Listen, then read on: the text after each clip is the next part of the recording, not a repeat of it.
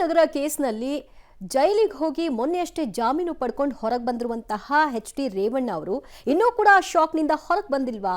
ಆ ಕಾರಣಕ್ಕಾಗಿ ಅವರು ದೇಗುಲಗಳ ಮೊರೆ ಹೋಗಿದ್ದಾರಾ ಅನ್ನೋ ಪ್ರಶ್ನೆ ಮೂಡುತ್ತೆ. ಯಾಕಂದ್ರೆ ಅವತ್ತಿನಿಂದ ಆರಂಭ ಆದ ಅವರ ಟೆಂಪಲ್ ರನ್ ಇವತ್ತು ಕೂಡ ಮುಂದುವರೆದಿದೆ. ಒಂದಷ್ಟು ದೇವಾಲಯಗಳಿಗೆ ಭೇಟಿ ಕೊಟ್ಟಿದ್ದಾರೆ. ಆ ವರದಿ ಇಲ್ಲಿದೆ. ಪರಪ್ಪನ ಅಗ್ರಹಾರ ಜೈಲಿಗೆ ಹೋಗಿ ಬಂದಂತ ನಂತರ ರೇವಣ್ಣ ಇನ್ನೂ ಕೂಡ ಆ ಶಾಕ್ನಿಂದ ಹೊರಗೆ ಬಂದಿಲ್ಲ.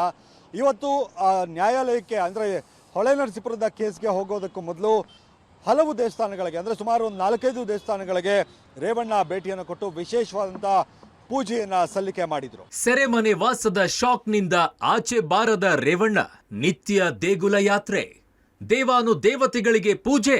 ಕೆಆರ್ ನಗರ ಕಿಡ್ನಾಪ್ ಕೇಸಲ್ಲಿ ಜೈಲು ಪಾಲಾಗಿ ಮೊನ್ನೆಯಷ್ಟೇ ಜಾಮೀನು ಪಡೆದು ಹೊರಬಂದಿರುವ ಮಾಜಿ ಸಚಿವ ರೇವಣ್ಣ ಇನ್ನೂ ಆ ಶಾಕ್ನಿಂದ ಹೊರಬಂದಂತೆ ಕಾಣ್ತಾ ಇಲ್ಲ.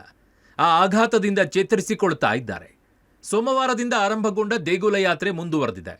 ಇಂದು ಬೆಳಗ್ಗೆಯೂ ಕೂಡ ದೇವಸ್ಥಾನಗಳಿಗೆ ತೆರಳಿ ಪೂಜೆಯನ್ನ ಸಲ್ಲಿಸಿದ್ದಾರೆ.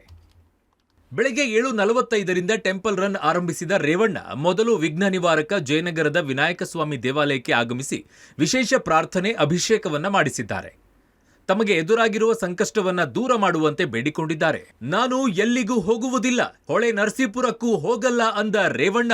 ಬಳಿಕ ಬಸವನಗುಡಿಯ ಶಂಕರ ಮಠಕ್ಕೆ ತೆರಳಿದ ಮಾಜಿ ಸಚಿವರು ಶೃಂಗೇರಿ ಶಾರದೆಗೆ ಪೂಜೆಯನ್ನ ಸಲ್ಲಿಸಿ ಗವಿಪುರದ ಗವಿಗಂಗಾಧರೇಶ್ವರ ಸನ್ನಿಧಿಗೆ ತೆರಳಿದ್ರು.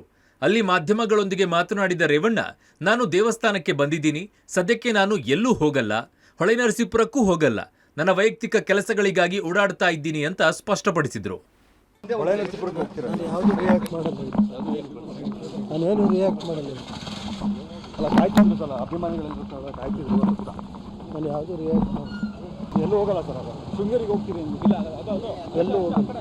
ಇನ್ನು ಗವಿಗಂಗಾಧರನಿಗೆ ಪೂಜೆ ಸಲ್ಲಿಸಿ ಅಲ್ಲಿಂದ ದೊಡ್ಡ ಗಣಪತಿ ದೇಗುಲಕ್ಕೆ ಬಂದು ವಿಶೇಷ ಪೂಜೆಯನ್ನ ಸಲ್ಲಿಸಿ ಕೆಲಕಾಲ ಪ್ರಾರ್ಥಿಸಿದ್ರು.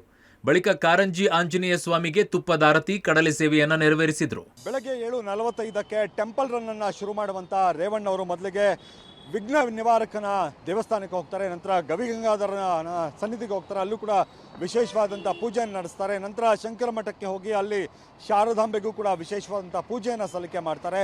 ನಂತರ ಅವರು ಏನು ಕಾರಂಜಿ ಆಂಜನೇಯನ ದೇವಾಲಯ ಇದೆ ಅಲ್ಲಿಗೆ ಹೋಗಿ ಕೂಡ ವಿಶೇಷವಾದಂಥ ಪೂಜೆಯನ್ನು ಸಲ್ಲಿಕೆ ಮಾಡ್ತಾರೆ ಕೋರ್ಟ್ಗೆ ಹೋಗೋದಕ್ಕೆ ಮೊದಲು. ದೇಗುಲ ಯಾತ್ರೆ ಮುಗಿಸಿ ಪದ್ಮನಾಭನಗರದ ದೇವೇಗೌಡರ ನಿವಾಸಕ್ಕೆ ರೇವಣ್ಣ ವಾಪಸ್ಸಾಗಿ ಮತ್ತೆ ಡಾಕ್ಟರ್ ಮಂಜುನಾಥ್ ಅವರ ನಿವಾಸಕ್ಕೆ ತೆರಳಿದ್ರು. ಸಹೋದರಿಯ ನಿವಾಸದಲ್ಲಿ ಹೂವು, ಬಾಳೆಹಣ್ಣು, ಪ್ರಸಾದದ ಡಬ್ಬಿಯನ್ನ ಪಡೆದರು. ಇದಕ್ಕೂ ಮುನ್ನ ಎಚ್.ಡಿ. ನಿವಾಸದಲ್ಲಿ ಹಾಸನದ ಕೆಲ ಸ್ಥಳೀಯ ನಾಯಕರ ಜೊತೆಗೆ ರೇವಣ್ಣ ಸಭೆ ಮಾಡಿ ಮಾತುಕತೆಯನ್ನ ನಡೆಸಿದರು. ಹಾಸನ ಜಿಲ್ಲೆಗೆ ರೇವಣ್ಣ ಪ್ರವೇಶ ವಿಳಂಬ ಆಗ್ತಾ ಇದ್ದು ಕಾರ್ಯಕರ್ತರು, ಮುಖಂಡರ ಉತ್ಸಾಹಕ್ಕೆ ತಣ್ಣೀರು ಎರಚಿದ್ದಾರೆ. ಒಟ್ಟಿನಲ್ಲಿ ರೇವಣ್ಣ ತಮಗಾದ ಕಹಿ ನೋವಿನಿಂದ ಹೊರಬರೋಕೆ ದೇವರ ಮೊರೆ ಹೋಗಿದ್ದಾರೆ.